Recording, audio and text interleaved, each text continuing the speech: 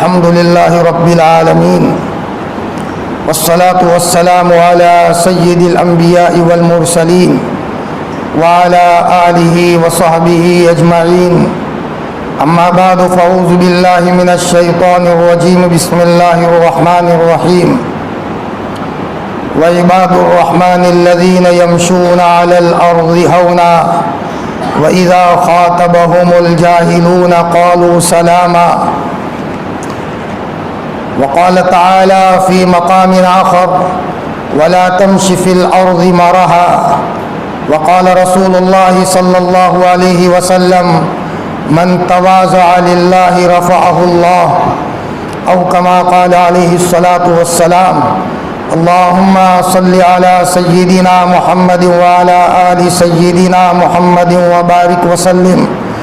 اللهم صل على سيدنا محمد وعلى آل سيدنا محمد وبارك وسلم.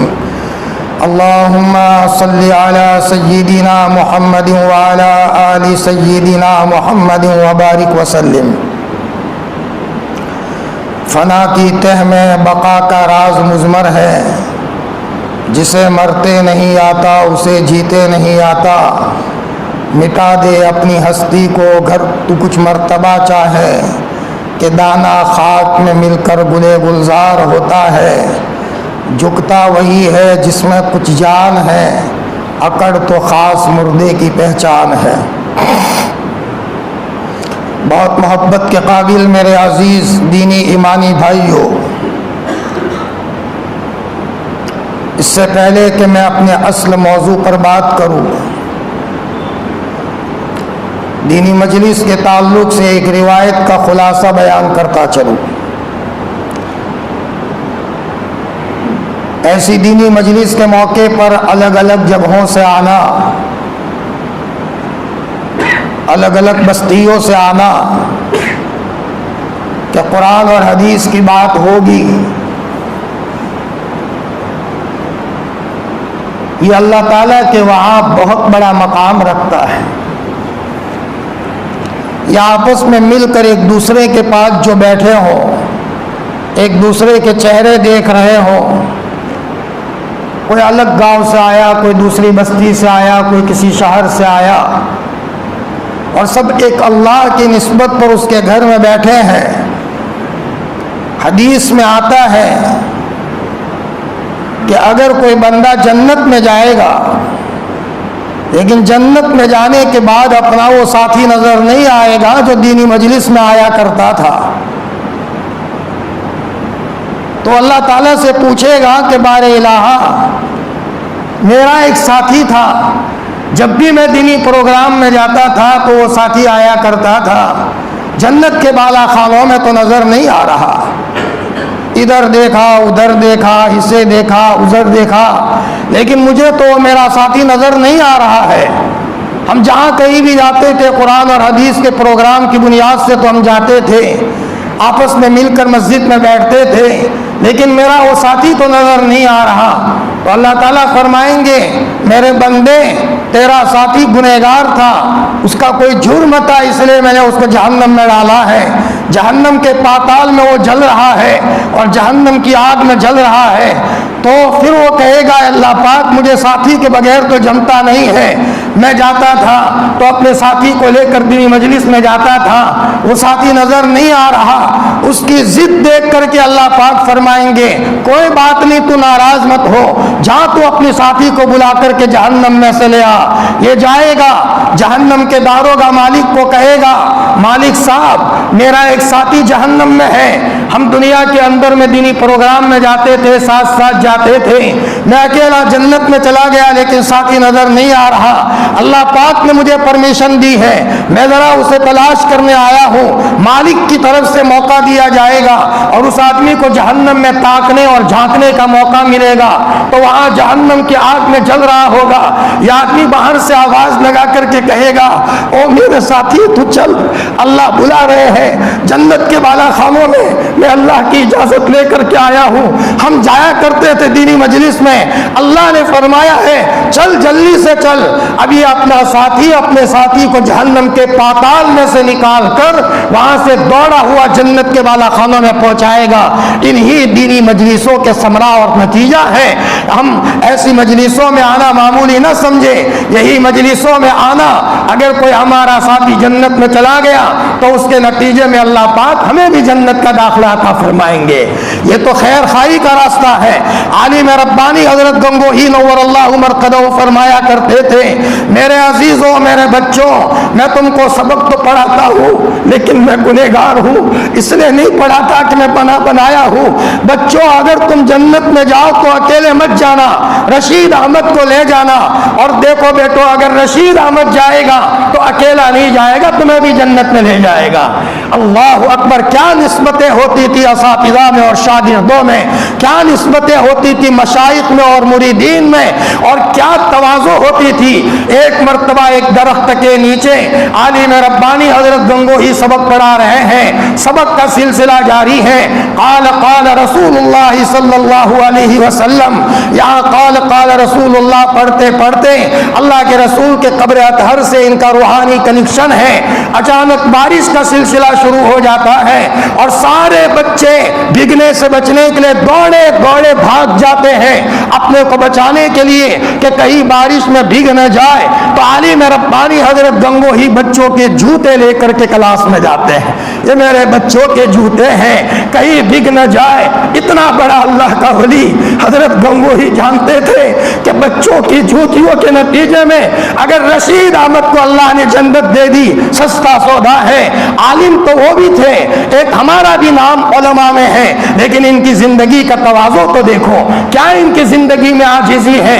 فرمایا کبھی کسی کو مارا نہیں، ڈانٹا نہیں، پیار کے ساتھ ایک ایک صفت سکھا رہے ہیں، نماز کا اہتمام سکھا رہے ہیں، ذکر کا شوق سکھا رہے ہیں، خلوت کا مزہ سکھا رہے ہیں، تہجد کی نماز کا اہتمام سکھا رہے ہیں۔ فرمایا اسی لیے تو کہنے والوں نے کہا ہے شیخ الہند رحمت اللہ علیہ کا کوئی شاگرد ضائع نہیں ہوا، تہجد میں اٹھتے تھے، اپنے شاگردوں کا نام ہوتا تھا، یہ میرا شاگرد ہے، 2 رکعت نماز پڑھی اور کہا بار الہ، کسی ماں نے اپنا لال میرے حوالے کیا ہے، میں گنہگار آدمی ہوں، میرے پاس کچھ نہیں ہے لیکن میرے اوپر بھروسہ کیا ہے، اے اللہ اس بچے کو صاحب نسبت بنا دے، تیرا خصوصی بندہ بنا دے۔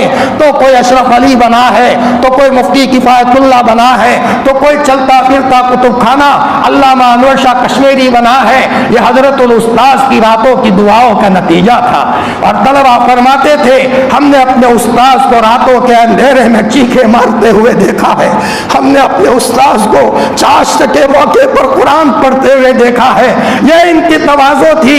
فرمایا بیٹھتے تھے متواضعانہ بیٹھتے تھے، یہاں درس میں بیٹھتے ہوئے ان کے دل کے گہرائیوں میں اللہ کی محبت جوش مارتی تھی۔ حضرت مولانا ابو الحسن مولانا علی میاں صاحب فرماتے ہیں ہمارے استاد حضرت مولانا احمد علی صاحب لاہوری جب قرآن پڑھاتے تھے اور رحمت کی آیت آتی تھی تو ہچکیاں لے کر رونا شروع کرتے تھے، عذاب کی آیت آتی تھی تفسیر پڑھاتے پڑھاتے ہچکیاں نکل جاتی تھی۔ اور یہی بات مولانا سجاد صاحب نعمانی نے فرمایا، ہمارے استاد حضرت مولانا ابو الحسن علی میاں جب قرآن پڑھاتے تھے اور رحمت کی آیت پر گزرتے تھے، علی میاں روتے روتے اللہ کی رحمت کو پلاتے تھے، اور جب عذاب کی آیت آتی تھی حضرت مولانا علی میاں صاحب رحمت اللہ علیہ کی ہچکیاں نکل جاتی تھی۔ میرے بھائیوں، یہی تواضع اور صفات کے نتیجے میں ان کے دلوں کی کیفیت بنی ہوئی تھی۔ اور فرمایا کیوں تواضع نہ ہو، ان کا آئیڈیل، اور انہوں نے ہمیشہ سیرت کو مقدم رکھا تھا۔ ہمارا نبی چھوٹا بن کے چلتا تھا، اتنا بڑا مقام تھا، لیکن ایک نیم پاگل عورت نے آپ کو فرمایا نبی جی آپ کا کام ہے، عورت ہے، بوڑھی ہے، نیم پاگل ہے، آپ نے یہ نہیں کہا راستہ پکڑو ہمارے پاس وقت نہیں ہے، نہیں وہ عورت آگے آگے آپ پیچھے پیچھے، وہ بیٹھتی بھی نہیں۔ آپ نے فرمایا بہن بیٹھو تو صحیح، کیا کام ہے؟ پھر وہ راستے میں بیٹھ گئی، حضرت بھی راستے میں بیٹھ گئے، اور اس عورت نے فرمایا حضرت میرا یہ کام ہے، میری یہ ضرورت ہے۔ آپ علیہ السلام اتنے بڑے مقام پر لیکن بیچ راستے میں بیٹھ جاتے ہیں ایک بوڑھی عورت کے کہنے پر، اور وہ بھی نیم پاگل عورت کے کہنے پر۔ یہ تواضع تھی۔ حضرت جانتے تھے کہ مجھے مرنا ہے، مر کر خدا کو جواب دینا ہے۔ جب موت کا استحضار ہوتا ہے، عمر جیسا ایک جلیل القدر صحابی بھی ڈر کے مارے روتے روتے چلتا ہے۔ فرمایا انگوٹھی بنائی تھی، کفا بالموت واعظا، دیکھتے رہتے تھے عمر کہیں تیرا پارا اوپر نہ ہو جائے، حکومت کی گدی کا نشہ تجھے بدل نہ ڈالے، ہمیشہ یاد رکھ تجھے مرنا ہے اور مر کر خدا کو جواب دینا ہے۔ یہ حضرت عمر رضی اللہ تعالیٰ عنہ کو پتا تھا کہ آج میں امیر المؤمنین ہوں، کل میری روح نکلے گی، خدا کو جواب دینا ہے۔ چنانچہ جب آپ کو خنجر مارا گیا، فجر کی نماز پڑھا رہے تھے، ابو لولو مجوسی نے پرانی دشمنی کی وجہ سے حضرت کو خنجر مارا ہے۔ حضرت عمر نے نماز کے توڑنے کو گوارا نہیں کیا، پیچھے ہاتھ کیا اور حضرت عبد الرحمن ابن عوف کو اپنے مصلے پر کھڑا کیا۔ عمر مر سکتا ہے لیکن نماز میں خلل پیدا نہ ہو۔ اب حضرت عمر کو اٹھا کر لوگ کمرے میں گئے، مدینہ میں کوہرام ہے، لوگ رو رہے ہیں، آپ کی صاحبزادی ایک کمرے میں رو رہی ہے، ابو دنیا سے چلے جائیں گے، اور پورے مدینے میں شور ہے۔ ان کے صاحبزادے حضرت عبداللہ نے حضرت عمر کا سر اپنے گود میں رکھا اور رو رہے ہیں ابا دنیا سے چلے جائیں گے۔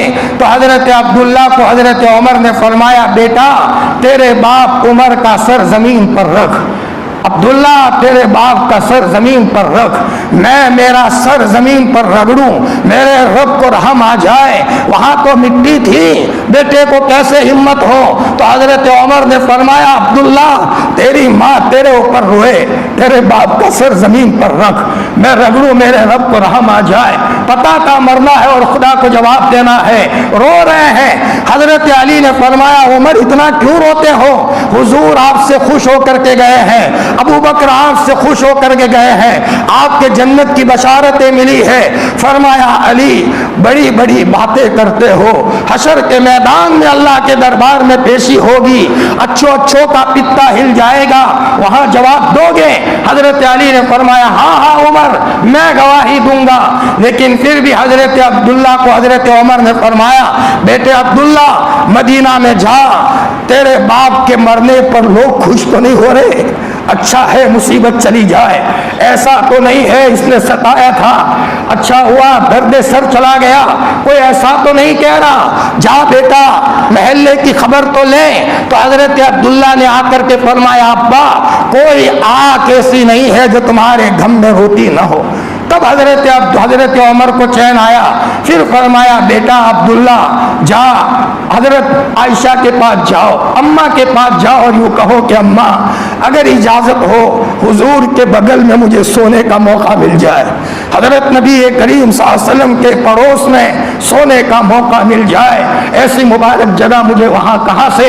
حضرت عبداللہ نے دروازہ کھٹکھٹایا، اماں عائشہ نے پوچھا کون؟ فرمایا اماں میں عبداللہ ہوں، مدینے میں تو شور مچا تھا۔ فرمایا بیٹا عبداللہ کیوں آئے؟ اماں میرے ابو کی یہ درخواست ہے۔ حضرت عائشہ نے فرمایا یہ جگہ تو میرے محبوب کے پڑوس میں سونے کے لیے میں نے رکھی تھی، لیکن عمر کی درخواست ہے تو میں ترجیح دے دیتی ہوں۔ علماء نے لکھا ہے دنیا میں اگر کسی نے سب سے بڑی ترجیح کا کام کیا ہے تو حضرت عائشہ نے کیا ہے رضی اللہ عنہا۔ فرمایا اپنے وہاں دفن ہونے کا موقع دیا، اجازت مل گئی، حضرت عمر خوش ہو گئے۔ کیا کہا؟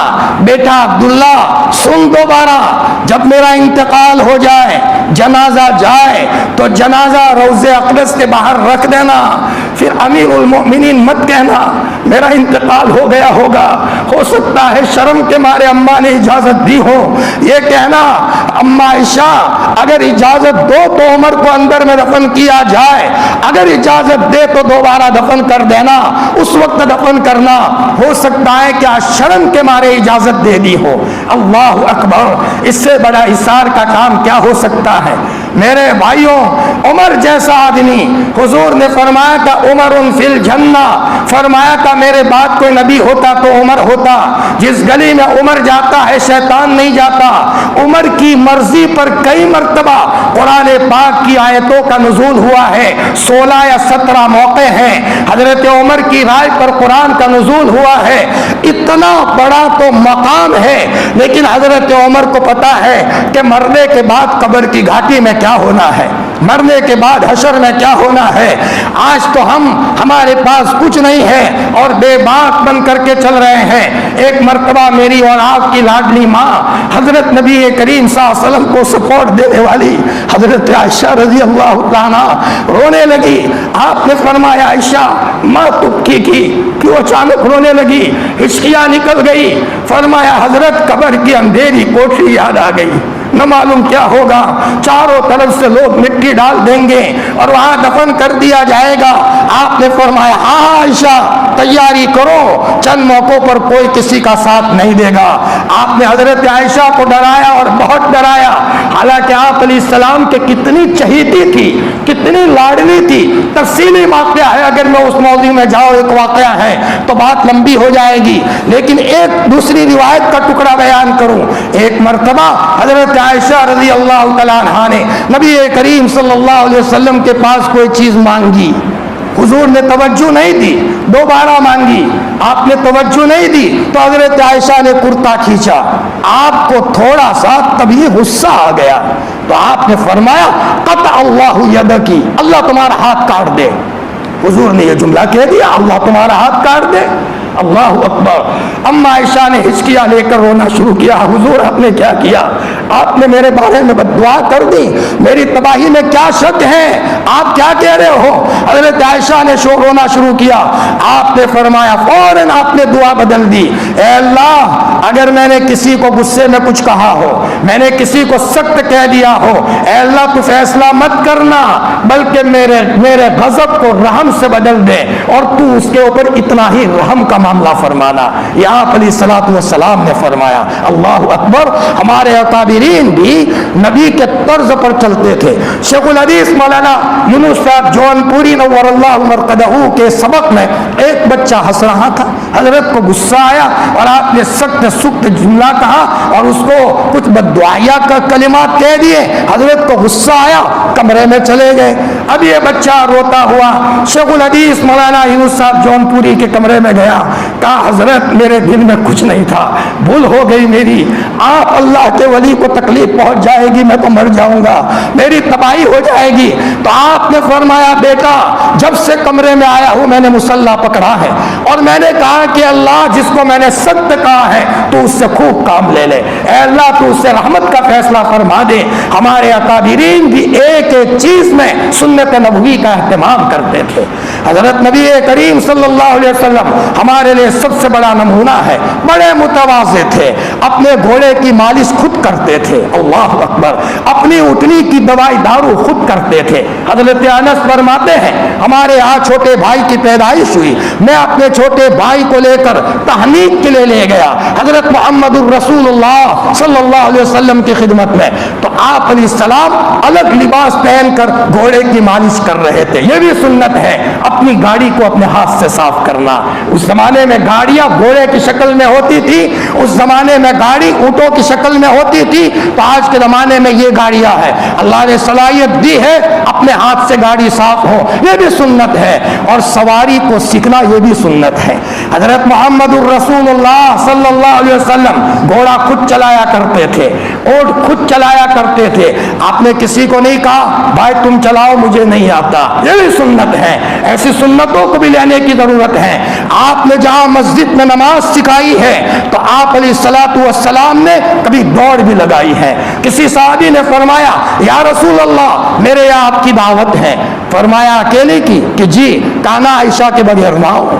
عائشہ کے بغیر نہ ہو. فرمایا حضرت تنا آپ کی دعوت ہے. فرمایا عائشہ کے بغیر نہ ہو. 2-3 مرتبہ اصرار کیا تو صاحب نے فرمایا ٹھیک ہے حضرت آپ بھی آئیے اور اماں کو بھی لے آئیے. اللہ اکبر. آپ علیہ الصلوۃ والسلام حضرت عائشہ کو لے کر کے گئے. وہاں نویلی آئی, کوئی نہیں دیکھتا تھا.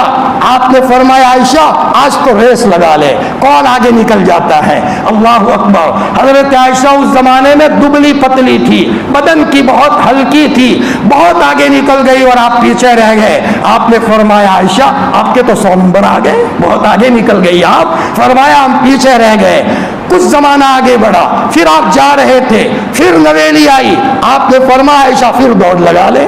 اللہ اکبر. یہ ہے اپنی بیویوں کو مانوس کرنے کا طریقہ. آپ نے کبھی ڈانٹا نہیں ہے, محبت دی ہے. گھر میں ملازمہ کو نہیں لائے, نوکرانی کو نہیں لائے, اس کو لائے ہے جو ہمارے ایمان کی حفاظت کا سامان ہے. بیٹھ کر کے محبت سے باتیں کرو, وہ مودت اور رحمت ہے. اپنی زندگی کا دکھڑا سناؤ, اسے سناؤ. کبھی اسے اس کے پاؤں دکھ رہے ہو تو ہم اس کے پاؤں دبائیں. زندگی میں اس نے ہمارے کام کیے ہیں, ہم بھی اس کے کام کریں. میں بیوی کی بات کرتا ہوں, بہو کا معاملہ تو بہت آگے کا معاملہ ہے. بیوی کو ہم نوکرانی اور ملازمہ نہیں سمجھ سکتے, تو بہو کو ملازمہ اور نوکرانی سمجھنا یہ تو بات کی بدعت ہے, ہمارے زمانے کی بدعت ہے. حقیقت یہ ہے کہ یہ اپنے بچے کی ایمان کے حفاظت کا سامان بن کر کے آیا ہے, تو باپ کی ذمہ داری ہے بچے کو موقع دے اپنی بیوی کے ساتھ اچھی زندگی گزارنے کا. رہو بیٹا اپنی بیوی کے ساتھ ہنسی خوشی رہو, تم بھی ہنسی خوشی رہو, بیوی بھی ہنسی خوشی رہے. بس صرف تمہارے چہروں پر غم نہ ہو. کبھی کبھی بہو کو کہہ دیا بیٹا کوئی تکلیف ہو تو بتانا, محبت سے رہو بیٹا. ہم دنیا یہاں اس لیے لائے ہیں, کپڑے پہنو, اچھے پہنو, نئے پہنو. یہ نہیں کہ 7 دن میں 1 مرتبہ کپڑے بدل رہے ہو. میرے بچے کی بہو بن کے آئے ہو, کپڑے ایسے پہنو میرے بچے کی ایمان کی حفاظت کا سامان ہو جائے. میرے بچے کی نظر کہیں بازار میں نہ پڑے, بلکہ کہیں بھی گیا ہو تو سیدھا گھر آئے تو میرے بچے کی ایمان کی حفاظت کا سامان بن کر کے آئے ہو. یہ باپ کی ذمہ داری ہے کہ اپنے لڑکے کو بھی کہے, اپنی بہو کو بیٹا جذبات میں بات مت کرو, خندہ پیشانی سے ملو, اچھے انداز میں گھروں میں آؤ, مسکراتے چہرے سے آؤ. فرمایا یہ بھی آپ علیہ الصلوۃ والسلام نے سکھایا ہے. 9 بیویوں میں کبھی آپ کو بی پی ہائی نہیں ہو گئی تھی, اتنا ٹینشن تھا. کائنات کا مصروف ترین انسان ہے. اندر کے دشمن الگ تھے منافقین, باہر کے دشمن الگ تھے. گھروں میں چولہا نہیں جلتا تھا اور ہر وقت آپ سفر میں ہوتے تھے. فرمایا لیکن اس کے باوجود کا معاملہ یہ تھا کہ آپ نے کبھی کسی بیوی کو تماچا نہیں مارا ہے, بلکہ آپ اپنی بیٹی سے پیار کرتے ہیں, بیٹیوں کے گھروں کی خبر رکھتے ہیں. آپ جاتے ہیں فاطمہ کے وہاں, بیٹی حسن کہاں ہے, بیٹی حسین کہاں ہے, آپ ان کو لاڈ پیار کرتے ہیں. زینب کا انتقال ہو گیا رضی اللہ عنہا, اور ان کی بچی امامہ ہے, تو آپ کندھے پر اٹھا کر مسجد نبوی میں لا رہے ہیں. ہائے آپ کے کپڑے میلے نہیں ہو جاتے تھے, آپ کے کپڑوں کی پریس نہیں ٹوٹتی تھی. آپ کو پتا تھا کپڑے تو عارضی ہے, رشتہ داری اصل ہے. کپڑے تو بدلے جا سکتے ہیں, رشتہ داری کا دل ٹوٹ گیا کہاں سے لائیں گے. آج تو ہماری مستورات گھروں کی اتنی پوجا کرتی ہے, گھروں کی اتنی پوجا کرتی ہے, بس گھر دھویا ہے, بھائی کا بچہ آ گیا, غصے اس کو ڈانٹ دیا, دل دکھا دیا, جیٹھانی کا دل ناراض, دیرانی کا دل ناراض, تو پوجو گھروں کو. یہ گھروں کی پوجا ہو رہی ہے. وہ گھر بڑے اچھے تھے, مٹی کے گھر ہوتے تھے, گھر خراب نہیں ہوتے تھے. آج کے ہمارے ان گھروں نے ہماری بہنوں کو پانی کے اسراف کے گناہ میں مبتلا کر دیا ہے. خدا کے وہاں جواب دینا مہنگا پڑے گا. میں نے میری کتاب او پیاری بہن میں یہ موضوع چھیڑا ہے. ایک دودھ کو بہاتے ہوئے تم ڈرتے ہو, پیسے دینے پڑتے ہیں. پانی تو اللہ نے دیا تھا کسی کی جان بچانے کے لیے, کسی جانور کی جان بچانے کے لیے. ایک ڈول کے بجائے پانی پر پانی بہایا جا رہا ہے, پانی کا اسراف ہو رہا ہے. اور پانی اور پتھر کی اتنی پوجا کر دی کہ جیٹھانی کے بچے کو دھتکار کر بھگا دیا. ہائے ہائے، بچہ ہے، حضرت انسان ہے، اس کا کوئی مقام ہے، محبت سے بولتے بیٹا آؤ، اس کو ڈانٹتے نہیں، لیکن آج گھروں کا یہ حال ہے میرے بھائیوں۔ فرمایا سیرت سے ہم ہٹ گئے ہیں۔ حضرت نبی کریم صلی اللہ علیہ وسلم کی لاڈلی بیوی حضرت عائشہ رضی اللہ تعالیٰ عنہا ایک مرتبہ نماز پڑھ رہی ہے اور اڑوس پڑوس میں سے دلیا آ گیا، کسی نے دلیا بھیجا، اماں کو بھیج دو۔ ہمارے نبی کے گھروں میں اکثر چولہا نہیں جلتا تھا۔ اللہ اکبر، دل روتا ہے، خون کے آنسو دل روتا ہے۔ حدیث میں آتا ہے چاشت کے موقع پر آپ آتے تھے، فرماتے تھے عائشہ گھر میں کچھ ہے؟ فرمایا حضرت کچھ نہیں ہے، چلو آج روزہ ہے۔ دوسرے دن آئے، عائشہ کچھ ہے؟ حضرت کچھ نہیں ہے، چلو آج روزہ ہے۔ کبھی کبھی یہ خبر مل گئی حضرت کہیں سے کچھ آ گیا ہے، لاؤ عائشہ بھوکا ہوں، کچھ کھا لوں، 2 نوالے پیٹ میں ڈال دوں، تو میرا اور آپ کا لاڈلا نبی پیٹ میں 1-2 نوالے ڈال دیتا تھا۔ یہ تھا ہمارے نبی کے زندگی کا حال۔ فرمایا آپ علیہ الصلوۃ والسلام کے گھر حضرت عائشہ کے وہاں کہیں سے دلیا آ گیا۔ اماں نماز پڑھ رہی تھی اور وہ باندھی تھی، کہیں سے دلیا لے کر آنے والی، وہ باندھی تھی تو باندھی کھڑی رہی۔ حضرت عائشہ نے نماز میں اشارہ کیا کہ بیٹھ جاؤ۔ اس زمانے میں نماز میں اشارہ کرنے کی اجازت تھی۔ حضرت عائشہ کے اشارہ کرنے پر وہ باندھی بیٹھ گئی۔ اتنے میں کہیں سے بلی آئی اور بلی نے دلیا میں منہ ڈال دیا۔ جب منہ ڈال دیا، اب یہ بلی تو چلی گئی۔ حضرت عائشہ نے نماز سے فارغ ہونے کے بعد اسی دلیا میں سے کھانا شروع کیا، تو باندھی نے کہا اماں اس میں بلی نے منہ ڈالا تھا۔ فرمایا بلی کے منہ ڈالنے سے کھانا ناپاک نہیں ہوتا اور گھروں میں کھانا نہیں ہے۔ حضرت عائشہ رضی اللہ عنہا نے اسی دلیا کے ایک طرف سے آپ نے کھانا شروع کیا۔ میرے بھائیوں، نبی کے گھروں کی سادگی دیکھو، اور ہم پیسوں کے لالچ میں نمازوں کے جنازے نکل گئے۔ سادگی کا یہ عالم تھا۔ اتنے چھوٹے بن کر کے ہمارے نبی رہتے تھے، اتنے بڑے مقام پر پہنچنے کے باوجود کہ ایک مرتبہ حضرت مغیرہ ابن شعبہ نے فرمایا یا رسول اللہ میں آپ کا مہمان بن جاؤ۔ کبھی کبھی صحابہ حضور کے مہمان بنتے تھے۔ مہمان نوازی بہت بڑی صفت ہے۔ اتنے میں ایک صحابہ ہے، یا رسول اللہ میری آپ کے یہاں دعوت۔ تو میرے اکیلے کی دعوت؟ مغیرہ بھی ہے میرے یہاں، تو ایسا کرو ہم دونوں آپ کے یہاں آ جائیں۔ فرما ٹھیک ہے حضرت، آپ بھی آؤ، مغیرہ کو بھی لے آؤ۔ چنانچہ دعوت ہوئی، اللہ کے رسول کے یہاں مغیرہ مہمان بن کے آئے تھے۔ آپ نے فرمایا مغیرہ آپ کی مونچھیں بڑی ہو گئی ہے، لاؤ میں کاٹ دوں۔ تو آپ علیہ السلام نے مسواک رکھا مونچھوں پر اور کینچی کے ذریعے سے حضرت مغیرہ ابن شعبہ کی مونچھیں کون کاٹ رہا ہے؟ سید الاولین والآخرین جبرائیل سلام کر کے آئے۔ فرمایا اور جب انتقال ہو جائے تو ایک کوہرام مچ جائے، جبرائیل بھی روئے اور فرشتے بھی روئے۔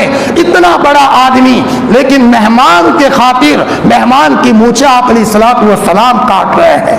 ایک مرتبہ آپ علیہ الصلوۃ والسلام گزر رہے ہیں تو راستے میں حضرت معاذ ابن جبل چھوٹے بچے تھے۔ آپ بچوں سے بہت پیار کرتے تھے اور یہ ہمارے بڑوں کی سنت رہی ہے، جس آدمی کو جتنا اللہ سے تعلق ہوگا اتنا ہی اللہ کے مخلوق پر پیار بڑھے گا۔ اپنے تو اپنے، غیروں پر بھی اس کا پیار بڑھ جائے گا۔ جتنا اللہ کے مخلوق، اللہ سے تعلق مضبوط، اللہ کے مخلوق سے اتنا پیار بڑھے گا۔ جی تو حضرت معاذ ابن جبل بکری ذبح کی تھی اور ذرا کھال اتارتے نہیں آتا تھا۔ آپ نے فرمایا معاذ ہٹو، معاذ کو ہٹایا، آپ نے آستین اونچی کی اور آپ نے اپنا ہاتھ کھال میں گھسایا۔ روایت میں آتا ہے یہاں تک گھسایا کہ آپ کا پورا بدن اس بکری کے کھال میں گھس گیا، اور آپ علیہ السلام کو نماز پڑھنا تھا اور اسی حالت میں آ کر کے آپ نے نماز پڑھنا شروع کیا۔ محدثین کا ٹولہ جمع ہو گیا کہ کچے گوشت کو ہاتھ لگانے سے وضو نہیں ٹوٹتا، اگر وضو ٹوٹتا تو حضرت کا ٹوٹ جاتا۔ اللہ اکبر۔ خیر، تو حضرت نبی کریم صلی اللہ علیہ وسلم کی زندگی میں سادگی کا کیا عالم تھا۔ حضور تو حضور ہے، حضور کے غلاموں کا حال بھی بڑا عجیب رہا ہے۔ ہمیشہ متواضع بن کر کے رہتے تھے، چھوٹے بن کر کے رہتے تھے۔ حضرت شیخ الاسلام مولانا سید حسین احمد مدنی نور اللہ مرقدہ، اللہ نے ان کو مستجاب الدعوات بنایا تھا۔ جب آدمی بار بار دعا مانگتا ہے اللہ پاک اس کی دعا کو سنتے ہیں۔ جیسے اگر کسی کو نماز میں خشوع و خضوع حاصل کرنا ہے تو خوب نمازیں پڑھتے رہو، پکا ڈرائیور بننا ہے تو گاڑی خوب چلاؤ، نماز میں خشوع و خضوع حاصل کرنا ہے تو خوب نمازیں پڑھو، بس موقع ملا نماز، موقع ملا نماز۔ امام ابو یوسف ایک ایک دن میں 200 رکعت نفل پڑھتے تھے، وہ 200 رکعت جو ہوتی تھی لمبی لمبی نہیں ہوتی تھی، مختصر مختصر ہوتی تھی، لیکن کثرت سے نماز پڑھ رہے ہیں۔ اب کثرت سے نماز پڑھنے کے نتیجے میں جو ہی آدمی رکعت باندھے گا اس کا دل لگ جائے گا، کثرت سے نماز پڑھنے کے نتیجے میں خشوع و خضوع نصیب ہوتا ہے۔ لہذا جیسے زیادہ گاڑی چلانے سے آدمی کو پکی ڈرائیونگ ہو جاتی ہے، گاڑی چلا بھی رہا ہے اور ناشتہ بھی چل رہا ہے، موقع پر بریک بھی لگ رہا ہے، ایکسیلیٹر پر بھی پک جا رہا ہے، کیوں؟ اس لیے کہ اس کی مشق ہو چکی ہے۔ اور اگر نیا نیا اگر بیٹھا ہو تو اگر بریک لگانے جائے تو ہو سکتا ہے ایکسیلیٹر پر اس کا پاؤں ہو اور کہیں دیوار سے اپنی گاڑی کو ٹکرا دے۔ فرمایا حضرت شیخ الاسلام مولانا سید حسین احمد مدنی نور اللہ مرقدہ نماز کثرت سے پڑھا کرتے تھے۔ جو لوگ نماز کے سست ہے وہ اپنے گھروں میں شیطان کے بچوں کو پیدا کرواتے ہیں، اور نماز کو گھروں میں سے ناگا کرنا اپنے گھروں کو اللہ کے عذاب کی دعوت دینا ہے۔ اور جن گھروں میں نماز ہوتی ہے ان گھروں میں برکت ہوتی ہے۔ آپ علیہ الصلوۃ والسلام کہیں جاتے تھے، دعوت ہوتی تھی تو یا تو آپ علیہ السلام نماز پڑھ کر کے دعا کرتے تھے۔ کیوں؟ علماء نے لکھا ہے نماز کی خصوصیت ہے جیسے لوہی چمک لوہے کو کھینچتا ہے، نماز روزی کو کھینچتا ہے اپنی طرف۔ جتنا کثرت سے نماز پڑھی جائے گی اسی کے نتیجے میں اس گھر کے اندر میں اللہ تعالیٰ روزی کی برکتوں کا انتظام فرمائیں گے۔ شیخ الاسلام مولانا سید حسین مدنی نور اللہ مرقدہ دارالعلوم میں صدر مدرس تھے۔ اللہ نے ایک مقام دیا تھا، امتحان کا زمانہ تھا، وہاں کے اساتذہ حضرت مدنی کی خدمت میں آتے تھے۔ ایک مرتبہ حضرت مولانا فخر الدین صاحب مراد آبادی کو مذاق میں کوئی جملہ کہہ دیا جو بد دعا جیسا تھا، تو حضرت مولانا فخر الدین مراد آبادی صاحب نے حضرت مدنی کا ہاتھ پکڑ لیا، حضرت کیا کہہ رہے ہو؟ آپ کا مذاق ہو جائے گا اور اوپر فیصلہ ہو جائے گا تو میری قسمت تباہ اور برباد ہو جائے گی۔ اللہ اکبر۔ ہمارے یہاں ترکیشور گجرات کا ایک بچہ دارالعلوم میں پڑھتا تھا، بڑا ذہین تھا۔ اب وہاں ایک مرتبہ شرارت سوجی کہ مطبخ میں سالن اونڈھا کر دیا۔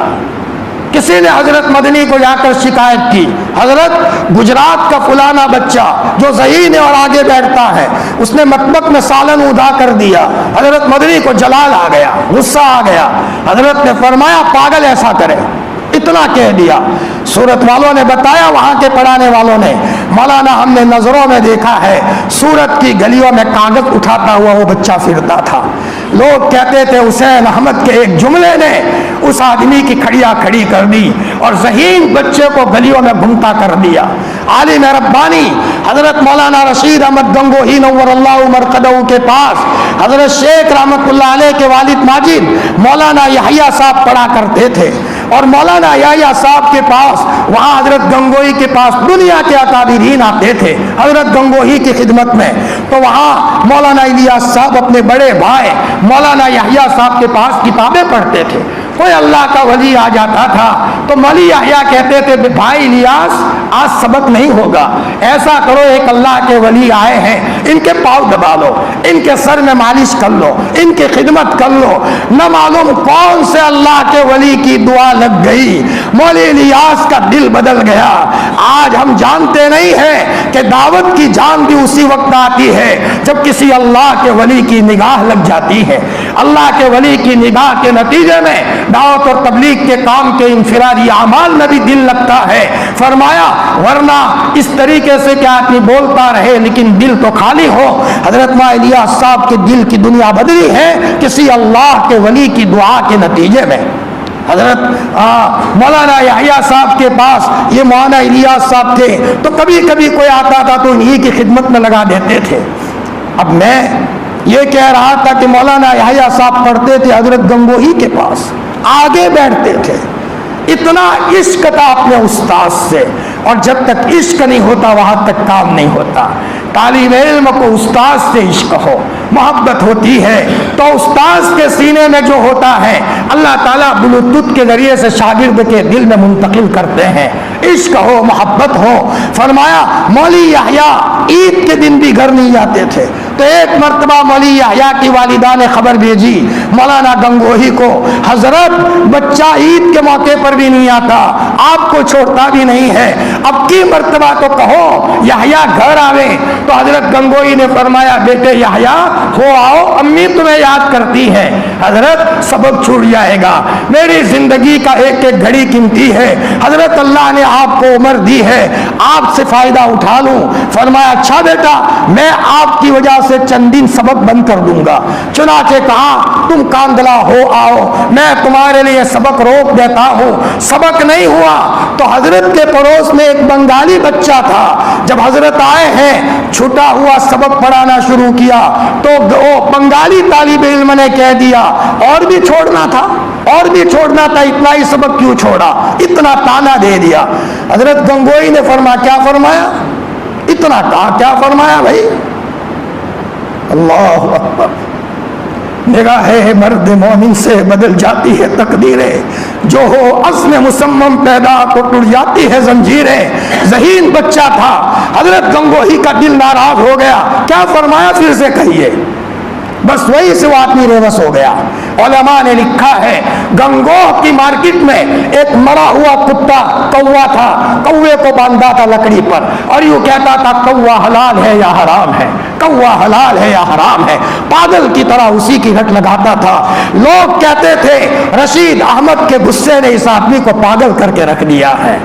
میرے بھائیوں نہ پوچھ ان خرقہ پوشوں کی ارادت ہو تو دیکھ ان کو یدے بیضا لیے بیٹھے ہیں اپنی آستینوں میں. فرمایا پاگل ہو کر کے رہ گئے. اس لیے ہمارے بڑوں نے خوب احتیاط کیا ہے کہ کسی کا دل نہ دکھے. اور ہمیں کیا پتا سیدھے سادے لباس میں کون آدمی اللہ کا ولی ہو، ولایت کسی کی پیشانی پر لکھی ہوئی نہیں ہوتی. ہمارے اکابرین کتنے سیدھے سادے تھے. تواضع پر بات چل رہی ہے.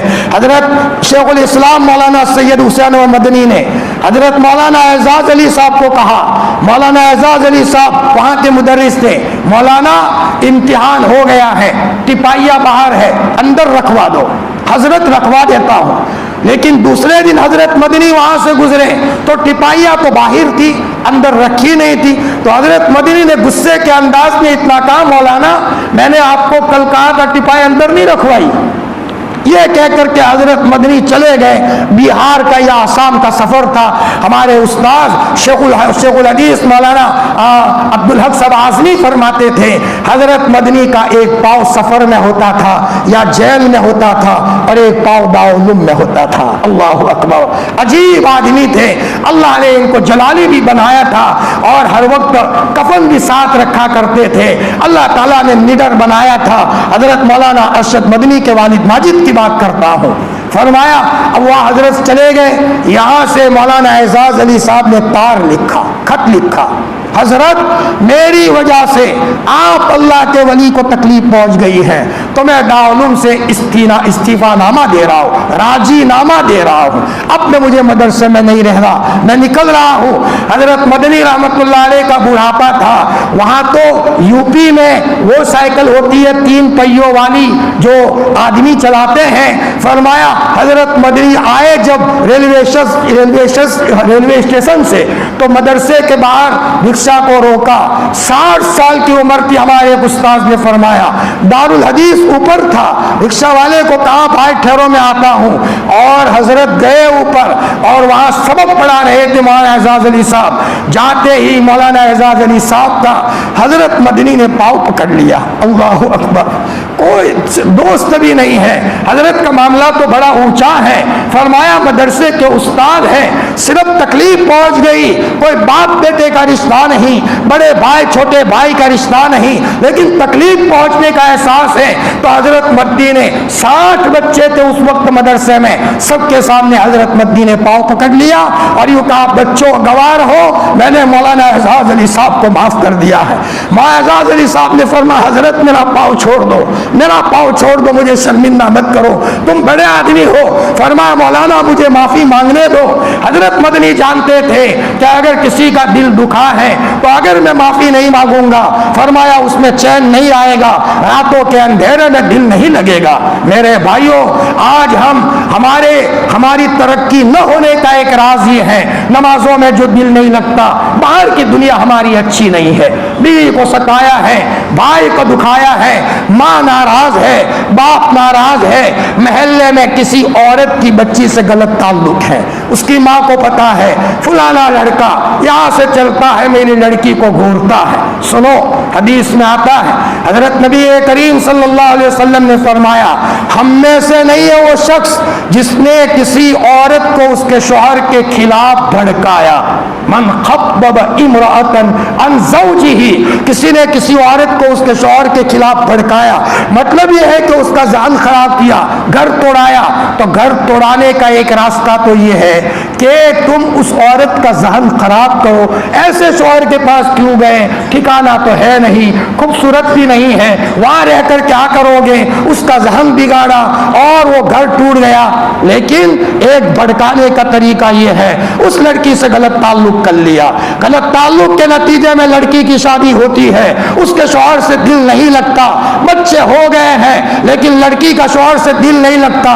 کیسے دل لگے؟ اس کے دل میں تو کوئی اور بیٹھا ہوا ہے۔ اب ظاہری بات ہے کہ اسی کے نتیجے میں بچوں کی ماں کا دل اس کے شوہر سے نہیں لگ رہا ہے۔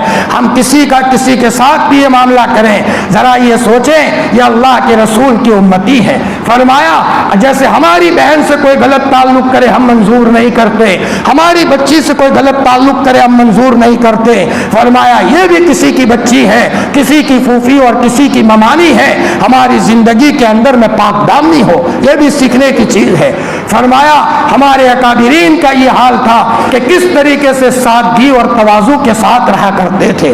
فرمایا چھوٹا بن کر کے چلے، کسی کو تکلیف پہنچ گئی تو معافی مانگ لیں، جب تک تواضع نہیں آئے گی آدمی معافی نہیں مانگے گا۔ میں نے کل بتایا 25 سال ہو گئے، بچے نے اپنے باپ سے معافی نہیں مانگی، چھوٹے بھائی نے اپنے بڑے بھائی سے معافی نہیں مانگی۔ چل رہے ہیں، میں حق پر ہوں، حق پر ہوتے ہوئے معافی مانگو۔ اگر تم غلطی پر نہیں ہو پھر بھی معافی مانگو گے امت کو جوڑنے کے لیے، اللہ کتنا خوش ہوگا اور اللہ کی محبت تم کو ملے گی۔ فرمایا آدمی چھوٹا بن کر کے چلے۔ حضرت عمر فاروق رضی اللہ تعالیٰ عنہ اور حضرت صدیق اکبر رضی اللہ تعالیٰ عنہ، ان دونوں میں آپس میں تو میں ہو گئی، آپس میں دونوں کی لڑائی ہو گئی۔ صحابہ بھی آپس میں لڑے ہیں، ان میں لڑائی ہوئی ہے جی۔ اختلاف ہوتا ہے، برا نہیں ہے، مخالفت بری ہے۔ کسی بات میں اختلاف ہو گیا مسئلہ ختم، لیکن اب اس کے خلاف الگ جھوٹ بنا رہے، اس کے خلاف الگ جھوٹ بنا، یہ ہے مخالفت، یہ برا ہے اور اس کے نتیجے میں وعید ہے۔ تھوڑی دیر کے لیے تو بھائی میں اختلاف ہو، بھائی بہن میں اختلاف ہو، اختلاف ہوتا آیا ہے، لیکن اختلاف کا نتیجہ یہ تو نہیں ہے کہ آپ مخالفت پر اتر آؤ، جادو کرو، اس کو گرانے کی کوشش کرو، اس کی ٹانگیں کھینچنے کی کوشش کرو، اس کے خلاف پلان بناؤ، تدبیریں کرو۔ فرمایا پھر تو اللہ کی تدبیر وجود میں آتی ہے، اللہ پھر حرکت میں آتا ہے کہ ایک میرے بندے کو ستایا جا رہا ہے۔ میرے بھائیوں، حضرت ابوبکر صدیق اور عمر فاروق میں آپس میں تو میں ہو گئی، لیکن ہونے کے بعد حضرت صدیق اکبر کو احساس ہو گیا کہ مجھ سے غلطی ہو گئی ہے۔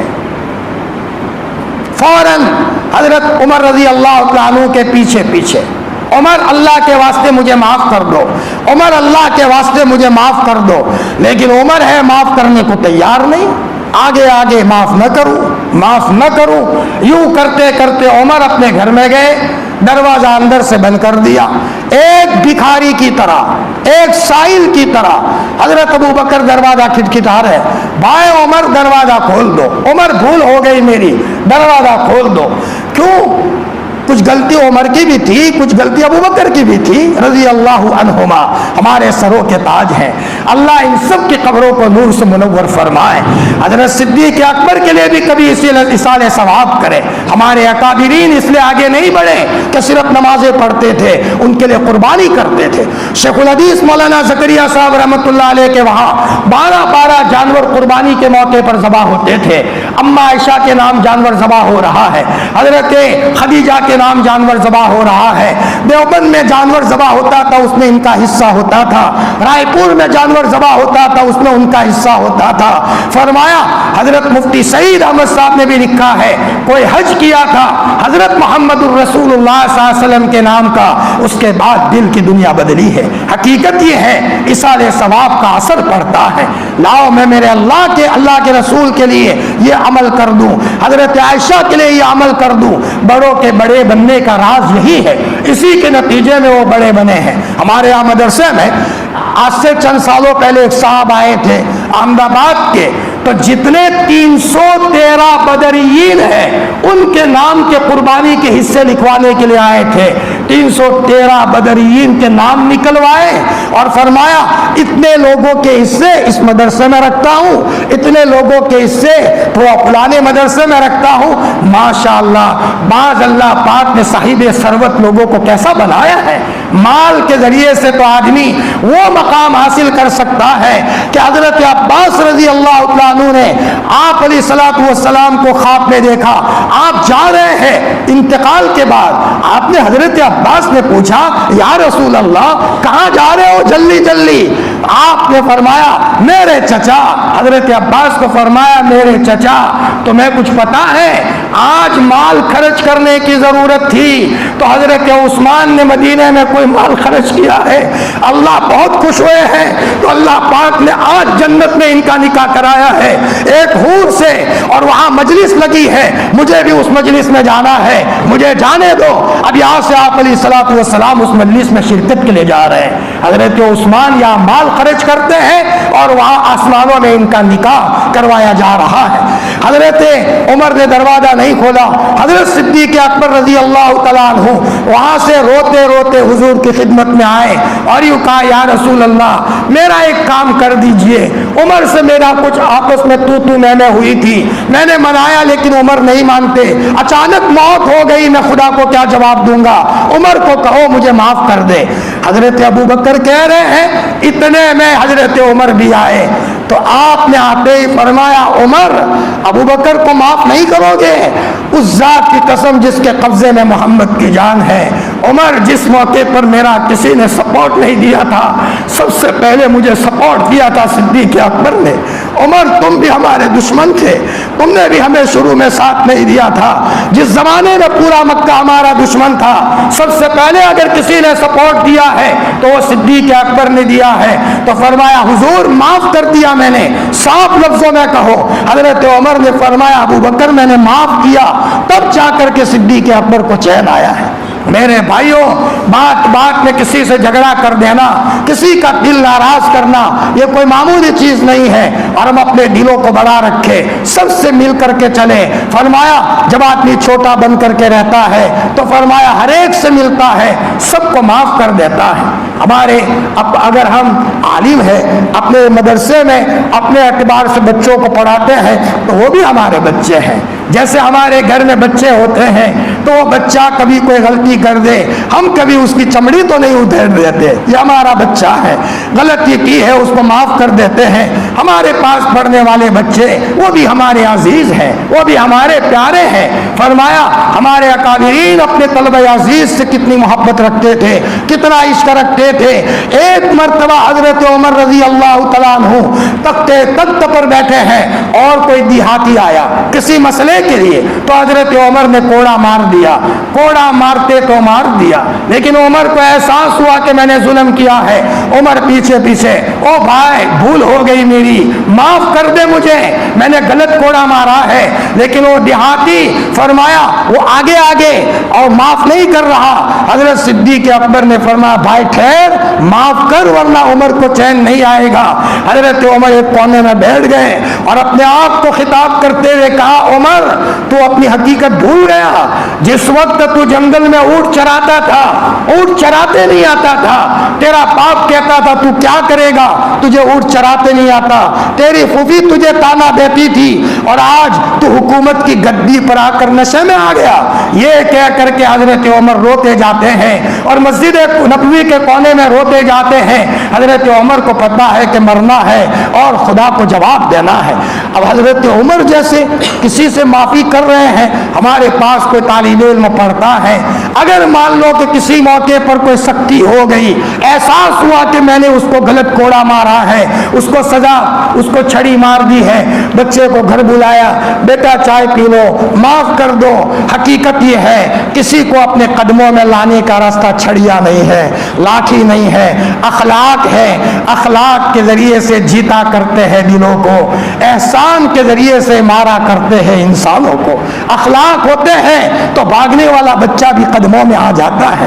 ہمارے یہاں ایک موقع پر ایسا ہی تجربہ ہوا، ہمارے پاس ایک بچہ پڑھتا تھا مدرسے میں، آج سے تقریباً 15 سال پہلے کی بات کرتا ہوں، مغرب کے بعد وہاں نگرانی ہوتی تھی ہماری، اس زمانے میں دوم سوم پنجم تک کی کتابیں تھی، تو ایک بچہ ممبئی کا رہنے والا تھا، تو وہ اپنے دوستوں کو کہہ کر روزانہ چھٹی لینے کے لیے آوے، اور وہ کہے مولانا فلانے بچے کو معلم صاحب بلاتے ہیں، وہ بچہ جائے آرام کر لے، دوسرے دن دوسرا بچہ آوے اور کہے معلم صاحب فلانے بچے کو بلاتے ہیں، وہ جائے آرام کر لے۔ یہ سب ناٹک تھا، 10-15 دن تک ناٹک چلتا رہا۔ 16ویں دن یا 17ویں دن مجھے احساس ہو گیا کہ یہ کوئی ناٹک ہے، اب روزانہ معلم صاحب اسی بچے کو بلاتے ہیں، چنانچہ بلانے والے بچے کو بلایا، میں نے کہا یہ آؤ، آپ نے جو بلایا آپ نے یہ کہا ہے تو معلم صاحب کی چٹھی لے آؤ۔ اب پاؤں لرزنے لگے، بات معلم صاحب نے تو کہا نہیں تھا، چور کی داڑھی میں تنکا، پاؤں ہلنے لگا، پھر اس نے کہا مول صاحب نہیں بلایا لیکن اس نے کہا تھا، اس لیے ہم آپ کے پاس یہ اجازت لینے کے لیے آئے تھے۔ میں نے کہا وہ بھی مجرم ہے، آپ بھی مجرم ہو، پھر جو آئے تھے میں نے سب کو کہا سب مجرم ہو، پھر میں نے کہا ہم آپ کی شکایت مدرسے میں نہیں کریں گے، تو ہمارے بچے ہوں، لیکن بیٹا ہمیں بہت دکھ ہوا، ہم اپنے دل میں شکایت کرتے ہیں۔ اب وہ بچے آئے، مولانا معاف کر دو، بھول ہو گئی ہماری، ہم نے کہا معاف کروں لیکن پہلے اس بچے کو لاؤ، پہلے آ کر کے وہ معافی مانگے۔ کہا وہ تو نہیں آئے گا، وہ تو ضدی بچہ ہے۔ فرمایا نہیں وہ آئے گا مولانا۔ میں نے کہا لے کر کے آؤ اگر وہ معافی مانگ لے۔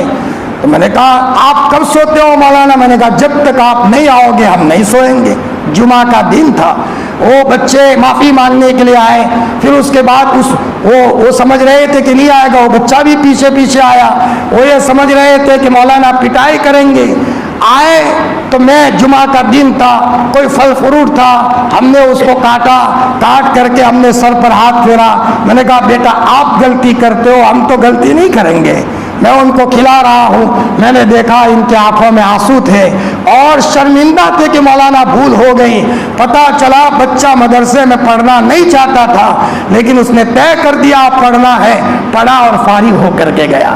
چھڑی کے ذریعے سے بہت ممکن ہے کہ ہم سے بچھڑ جائے۔ ایک بچے کو ملاقات ہوئی، بیٹا کیا بات ہے، ہاتھ کالے کالے ہیں، مولانا مدرسے میں پڑھتا تھا، حفظ کر رہا تھا، صبح ایک استاذ نے میری پٹائی کی، میری قوم میں کوئی حافظ نہیں ہے اور میری چمڑی ادھیڑ دی تھی، اور مولانا اس کے بعد سے میں میکینک کا کام کرتا ہوں، استاد مجھے نرمی سے پڑھاتے، فرمایا مولانا تو میں حافظ بن جاتا۔ یہ کہہ کر کے ہوٹل میں بیٹھے ہوئے اس نے آنکھوں میں آنسو گرائے۔ کبھی کبھی قیمتی ہیرے ہمارے ہاتھوں سے نکل جاتے ہیں۔ محمد الرسول اللہ صلی اللہ علیہ وسلم نے لوگوں کو علم دیا لیکن آپ نے محبت اور شفقت سے علم دیا ہے۔ ہم شفقت کریں، ہم اپنے بچوں پر شفقت کریں، بچوں کے لیے بھی شفقت کی ضرورت ہے۔ چھوٹے بچے بھی پیار مانگتے ہیں، بڑے بچے بھی پیار مانگتے ہیں۔ بچہ بڑا ہو گیا، ہم اس کو محبت سے بلائے تو اس کو اچھا لگے گا، میرے باپ نے مجھے محبت سے بلایا ہے۔ گھر کی کہانی ہے، مجھے یاد پڑتا ہے ایک مرتبہ میرے والد نے مجھے کہا تھا بیٹا میں تیری پیشانی کو بوسا دوں۔ میں نے کہا ابا اچھا میری پیشانی کو آپ بوسا دو گے؟ خدا کی قسم میں اپنے بدن کو مشکل سے سنبھال پایا، مجھے اتنا اچھا لگا کہ میرے ابا نے مجھ سے پیار کر دیا اور میرے ابا نے مجھے بوسا دیا ہے۔ میرے بھائیوں بچہ بڑا ہو جائے اور جتنا بڑا ہو وہ حالات میں ہوتا ہے، اس کو اپنے بچوں کے پیار، اپنے باپ کے پیار کی ضرورت ہے۔ ماں پیار دے، باپ پیار دے۔ ہمارے یہاں مدرسے میں ایک بچہ آیا، کسی حلقے کا تھا، میں نام نہیں لوں گا، اور رونے لگا۔ میں نے کہا بیٹا مشکات پڑھ رہا تھا، بڑا بچہ تھا، بیٹا کیوں رو رہا ہے؟ اس نے کہا مولانا میری ماں نے کبھی مجھے بیٹا کہہ کر کے نہیں بلایا، کبھی مجھے پیار سے بات ہی نہ کریں، اور میرے ابا کا بھی ایسا معاملہ ہے، مولانا میں یہ دیکھتا ہوں کہ دوسرے کے ماں باپ اپنے بچوں کو کیسے محبت سے بلاتے ہیں، میری ماں محبت سے نہیں بلاتی، میرا ابا بھی نہیں بلاتے، تو مولانا خودکشی کرنے کو جی چاہتا ہے۔ میں نے کہا نہ بیٹا ایسا مت کر، ملاقات ہو جلسے میں، تیرے ابو کو مجھ سے ملانا، میں باتوں باتوں میں کوئی بات کروں گا۔ میرے بھائیوں، بچہ جھو بڑا ہوتا ہے، اس کو پیار کی ضرورت ہوتی ہے، بچی کو بھی محبت کی ضرورت ہوتی ہے۔ ہم اپنے بچوں کو پیار نہیں دیں گے تو کب پیار دیں گے؟ باپوں کا پیار تو مرنے کے بعد بھی یاد آتا ہے۔ میں کیا سناؤں گھر کی کہانی، اس لیے کہہ رہا ہوں تاکہ دوسروں کے لیے بھی عبرت ہو۔ مجھے جب سے ہوش آئے ہیں، خدا کی قسم کھا کر کے مسجد میں بیٹھ کر کہتا ہوں، میرے باپ نے مجھے وٹ کر کے کبھی کام نہیں بتایا تھا۔ آج قبر میں جا کر کے سویا ہے، کبھی نہیں کہا تھا بیٹا یہ کام کر لے۔ کوئی بات کہنی ہو تو کہتے تھے بھائی یہ کام کرو گے، بھائی یہ کام کرو گے۔ میں جاتا تھا، تکیہ پیش کرتے تھے، جمعہ کو آتا تھا تو وہاں اشراق کے موقع پر مصلی پر ہوتے تھے، مجھے اچھا لگتا تھا، میرا باپ رو رہا ہے، میرا باپ رو رہا ہے۔ فرمایا اور میرے لیے تکیہ پیش کرتے تھے، میں کہتا تھا ابا ایسا مت کرو، بیٹا تو میرا عالم بچہ ہے، مجھے تجھے دیکھ کر خوشی ہوتی ہے۔ فرمایا کبھی وٹ کر کے انہوں نے کام نہیں بتایا۔ آج میں کیا بتاؤں، ان کی قبر پر جا کر کے میری انتڑیاں روتی ہے، شفقتیں یاد آتی ہے، باپ کی شفقتیں باپ کے مرنے کے بعد یاد آتی ہے۔ میں اس لیے کہتا ہوں کہ بہت سے گھروں میں یہ شکایتیں ہیں کہ باپ بچوں سے پیار ہی نہ کریں۔ کبھی کبھی محلے میں جاتے ہیں، ایک ماں 4 سال کے بچے کو مار رہی ہے، 5 سال کے بچے کو مار رہی ہے، چمڑی ادھیڑ رہی ہے، ایک بچہ رو رہا ہے، اسی گاؤں کی بات کر رہا ہوں، تو میں نے دیکھا بچہ لہکا لے رہا ہے، ہچکیاں لے رہا ہے، اور اس کی ماں کہہ رہی ہے خاموش، اس کو رونے کی اجازت نہیں دے رہی۔ میں نے کہا یہ ماں ہے یا ڈاچڑ ہے؟ ایسے مارنے سے بچے ہاتھوں سے نکل جاتے ہیں، اس طرح مارنے سے بچے باغی بنتے ہیں۔ تم مارو ہمیں، کل تم بوڑھی بنو گی تب بدلہ لے لیں گے، تم مارو ہمیں، تو بوڑھا بنے گا تب ہم بدلہ لے لیں گے۔ فرمایا پھر باپ کے قدموں میں بچہ کیسے آئے گا؟ پیار دینا پڑتا ہے۔ میرے والد ماجد کو میں کہتا تھا ابا تم قلو اللہ پڑھو، 500 مرتبہ قلو اللہ پڑھو۔ بیٹا پڑھتا ہوں، میں اس لیے کہہ رہا ہوں کہ دل بہت خوش ہے ان کی شفقتوں سے۔ تحدیث بن نعمت کے طور پر کہتا ہوں، انتقال ہوا، ہفتہ ہونے کے بعد خواب دکھایا گیا، بیٹا ٹینشن مت لینا، ہماری قبر میں اللہ نے جنت کی روشنی کر دی ہے اور جنت کی کھڑکی کھل گئی ہے، سارے قبرستان والے بیٹا ملاقات کے لیے آئے، ماموں بھی ملاقات کے لیے آئے، بیٹا ماموں بھی آئے ہیں۔ فرمایا اور یہ کہاں ایک موقع پر نورانی جگہ پر ہے، ابا کہاں کھڑے ہو؟ اب فرمایا میں حوض کوثر پر کھڑا ہوں، حوض کوثر پر کھڑا ہوں، محمد الرسول اللہ صلی اللہ علیہ وسلم کے قل هو اللہ پڑھنے کا معمول تھا، دل خوش ہوتا تھا۔ میرے بھائیوں اس لیے کہتا ہوں آج گھروں میں پیار کی ضرورت ہے، پیار دے، سب کو پیار دے، ڈانٹنے سے کام نہیں ہوتا، بہوؤں کو بھی کیوں ڈانٹے، بچوں کو کیوں ڈانٹے، پیار سے کام ہوتا ہے۔ پیارے بیٹے اتنا کر لو بیٹا، انشاءاللہ اس کے نتیجے میں کل مرنے کے بعد بھی وہ بچہ اپنے ماں باپ کی شفقتوں کو یاد کرے گا۔ اللہ پاک ہم سب کو متواضع بن کر کے، چھوٹا بن کر کے، شفقتوں کے ساتھ پیار کے ساتھ رہنے کی اللہ پاک توفیق عطا فرمائے۔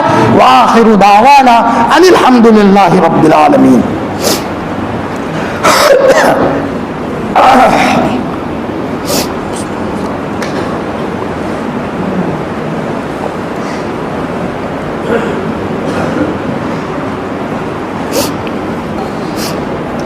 یا رب لک الحمد کما ینبغی لجلال وجهک وعظیم سلطانک، سبحان اللہ وبحمدہ عدد خلقہ ورضا نفسہ وزنۃ عرشہ ومداد کلماتہ، سبوح قدوس ربنا ورب الملائکۃ والروح، ربنا ظلمنا انفسنا وان لم تغفر لنا وترحمنا لنکونن من الخاسرین، ربنا آتنا فی الدنیا حسنہ وفی الآخرۃ حسنہ وقنا عذاب النار۔ اے اللہ پاک 25ویں رات ہے، شب قدر ہونے کا امکان ہے، اے مولا ہم تیری محبت کے متلاشی اور بھکاری ہے، اے مولا روٹی تمہیں کھلائی ہے، پانی پلایا ہے، کیلے کھلائے ہیں، اور اللہ پاک کیا کہے، رمضان تو بہانہ ہے، تو ہمیں کچھ کھلانا چاہتا ہے۔ اے مولا تیرے پیار کی بات ہے، تیری محبت کی بات ہے، لیکن اے اللہ بس ہمیں تیری محبت کا جام پلا دے، ہمارے دلوں کی گہرائیوں میں تیری محبت دے دے۔ تنہائی ہو، خلوت ہو، ہم تجھے یاد کر رہے ہو، درود شریف کی کثرت ہو، روضہ اقدس والے محمد الرسول اللہ صلی اللہ علیہ وسلم سے گہرا تعلق ہو رہا ہو، اے مولا جو زندگی کے دن گزرتے جا رہے ہو، دن بدن تیری اور تیرے رسول کی محبت میں اضافہ ہو رہا ہو، اے اللہ پاک تیرے گھر میں بیٹھ کر ہم بھیک مانگنے آئے ہیں، اے اللہ پوری امت کی پوری مغفرت فرما دے۔ اے مولا جوانوں کو معاف فرما، بوڑھوں کو معاف فرما، اے اللہ پاک دنیا کے کسی بھی کونے میں مسلمان کا بچہ رہتا ہو سب کو معاف فرما دے، اے اللہ پاک سب کو اپنا نیک بندہ اور بندیوں میں شمار فرما دے۔ اے اللہ تجھے تیرے کرم کا واسطہ، رحیم تیری شان رحیمی کا واسطہ، حلیم تیری شان حلیمی کا واسطہ، اے اللہ پاک تو ہمیں معاف فرما دے۔ تیری رضا کے دامن میں بھیک مانگنے آئے ہیں، اے مولا پناہ لینے آئے ہیں تیرے غصے سے، اور تیری معافی کے دامن میں پناہ لینے آئے ہیں تیری سزاؤں کی شکلوں سے، ہم سب کو معاف فرما دے۔ تو ناراض مت ہو، اے اللہ ایک شیر اگر دہاڑتا ہے اور شیر گرجتا ہے تو پورا کا پورا گاؤں اپنے گھر کے دروازوں کو بند کر دیتا ہے۔ اے اللہ پاک حشر کے میدان میں جب تو گرجے گا تو جلال میں ہوگا، تیری قسم کوئی تیرے سامنے نہیں آ سکے گا۔ حشر کے میدان میں سب پسینہ پسینہ ہوں گے، سب حضرت آدم کے پاس جائیں گے، آدم تم ہمارے باوا ہو، اللہ پاک کو کہو کہ حساب کتاب شروع ہو جائے۔ حضرت آدم گھبرائیں گے کہ ڈر لگتا ہے اللہ کے جلال کو دیکھ کر۔ حضرت نوح کے پاس جائیں گے، وہ بھی کہیں گے ڈر لگتا ہے، سب گھبرا جائیں گے۔ آخر میں سب ہمارے لاڈلے نبی محمد الرسول اللہ صلی اللہ علیہ وسلم کے پاس آئیں گے تو ہمارا نبی بھی کچھ نہیں بولے گا، اے اللہ پاک تیرے دربار میں آ کر سجدہ ریز ہو جائیں گے، رونا شروع کریں گے۔ تو کہے گا او نبی جی سر اٹھاؤ، جو مانگنا ہو مانگو، میں تمہاری مراد کو پورا فرماؤں گا۔ نبی جی فرمائیں گے کہ حساب کتاب شروع کر دیجئے۔ اے اللہ جب حساب کتاب شروع ہوگا، ہر آدمی کی اللہ کے دربار میں 2 مرتبہ پیشی ہوگی۔ پہلی مرتبہ ہاتھ باندھ کر پیش کیا جائے گا تو اللہ پاک فرمائیں گے تم نے یہ گناہ کیا تھا، یہ گناہ کیا تھا۔ بندہ جھوٹ بولے گا، اللہ پاک میں نے تو کچھ نہیں کیا تھا، جیسے دنیا میں جھوٹ بولنے کی عادت تھی۔ اللہ پاک فرمائیں گے چلے جاؤ یہاں سے، دوبارہ پیشی ہوگی، ہاتھ بندے ہوئے ہوں گے، گردن جھکی ہوئی ہوگی۔ فرمایا پھر اللہ کی طرف سے حکم ہوگا نام اعمال کو اڑا دیا جائے، جس کے دائیں ہاتھ میں اعمال ملے گا اس کی قسمت بن گئی، اور بائیں ہاتھ میں جس کو نام اعمال ملا وہ پھنس گیا۔ اچانک جب نام اعمال اڑیں گے، جس کے دائیں ہاتھ میں نام اعمال مل گیا خوشی کے مارے ناچنا شروع کرے گا، میرے دائیں ہاتھ میں نام اعمال ملا، لیکن جس کے بائیں ہاتھ میں نام اعمال ملے گا روتے روتے کہے گا کاش آج رزق ملا ہی نہ ہوتا۔ اے اللہ پاک ہمیں بھی مرنا ہے، تیرے سامنے آنا ہے، ایک ایک سوال کا جواب دینا ہے۔ اے اللہ پاک تو ہمیں معاف فرما دے، ان قیمتی گھڑیوں کی قدر کرنے کی توفیق عطا فرما۔ اے اللہ پہلا اشرا رحمت کا تھا، ہاتھوں سے چلا گیا، تو نے کروڑ لوگوں کو اپنے رحمت کے دامن میں لیا ہے، ہمیں بھی رحمت کا ذرہ عطا فرما دے۔ دوسرا اشرا مغفرت کا تھا، تو نے کروڑ لوگوں کو معاف کیا ہے، اے اللہ پاک تو ہمیں بھی معاف فرما دے۔ گنہگار صحیح لیکن یہ اللہ پاک تو معاف کرنے والا ہے۔ اے مولا اے اللہ تو ہم سب کو معاف فرما دے، کہیں ہم ان لوگوں میں سے نہ ہو جبرائیل نے بد دعا کی ہے اور آپ نے آمین کی ہے۔ اے مولا ہماری بدبختی میں کوئی شک نہیں ہوگا۔ یہ تیسرا اشرا جہنم سے خلاصی کا ہے، اے اللہ ہم سب کو جہنم سے چھٹکارا دے دے۔ اے اللہ پاک رہی صحیح گھڑیوں کی قدر کرنے کی توفیق عطا فرما۔ اے اللہ تراویح کو قبول فرما، افطار کو قبول فرما، سحر کو قبول فرما، مال خرچ کرنے کو قبول فرما، دین کی بات کرنے اور سننے کو قبول فرما، آنے جانے کو قبول فرما۔ اے اللہ پاک تیرے علاوہ کوئی قبول کرنے والا نہیں ہے، اور تو قبول کرنا چاہے تو کوئی رد کرنے والا نہیں ہے۔ اے اللہ پوری امت کی مغفرت کا سامان کر دے۔ اے اللہ پاک پوری امت کو اپنے رحمت کے دامن میں لے لے۔